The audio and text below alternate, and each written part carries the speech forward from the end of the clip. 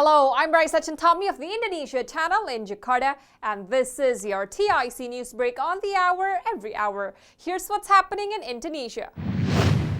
President Joko Widodo on Sunday offered his condolences over the deadly crash in South Korea that killed at least 153 people during a Halloween event at a nightlife spot in the capital city. The tragic incident on Saturday occurred less than a month after 134 people died at a football stadium crash in the Indonesian town of Malang. Around 100,000 people gathered in Itaewon for the first time since pandemic restrictions were lifted. Most of the victims were teenagers and young adults who were fatally crushed in a narrow alley. Of those killed, at least 97 were female. The incident also killed 24 nationals from Australia, China, Thailand, the United States, Uzbekistan, and Vietnam. The stampede marked the worst tragedy in South Korea since the 2014 sinking of the ferry Sewol that killed 304 people, mostly high school students.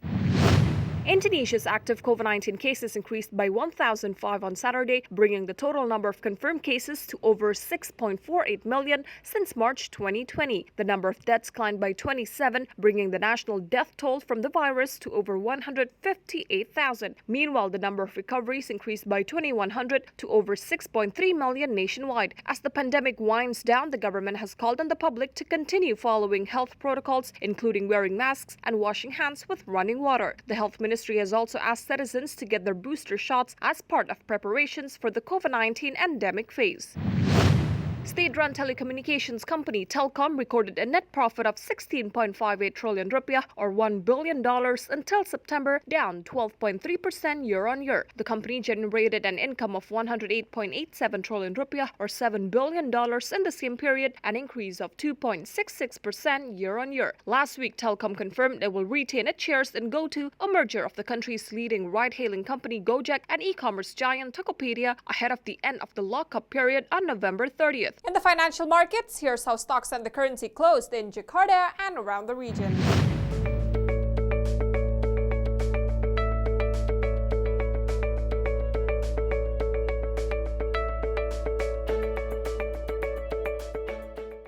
If you're heading to Indonesia or traveling within the country, here's the weather forecast for major destinations.